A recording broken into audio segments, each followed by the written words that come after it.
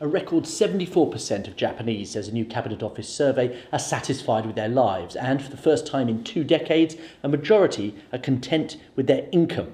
Depressing stuff. The trouble with all this reported satisfaction from a market point of view is that it has settled in too soon. For all the recent upside earnings surprises, Japan's hearty GDP reading last quarter, and the enticing leverage to global growth, the topics for forward price earnings ratio of 14.5 times lags its US and UK index counterparts. A range of concerns, both old and new, underpin that discount and also allow foreign investors to argue that the topics is not much cheaper than European or emerging market indices. A significant concern is that the big thematic investment cases in place since 2013, corporate governance reform, womenomics, unwinding of cross-shareholdings, and efforts to induce Japanese households to embrace more investment risk, remain haunted by the risk that an easily pleased Japan would lose its hunger for serious reform and salary increases after a couple of years of superficial tinkering. That risk is now hardening, particularly after a reporting season where few companies announced improved shareholder distributions.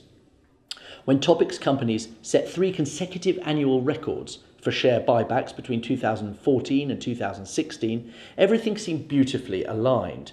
Corporates were improving their return on equity and doing so because managements seemed so much more shareholder friendly.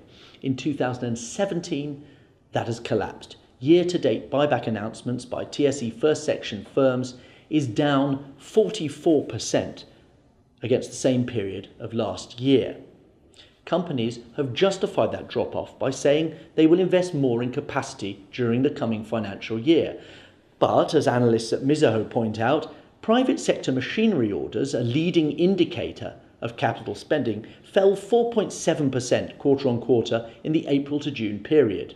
The worry here is that companies no longer feel particular pressure to devise convincing excuses for their behaviour. In the absence of noisy dissatisfaction, either from investors or the government, they are tending back to the habit of hoarding cash away from their shareholders and away from the pockets of their employees.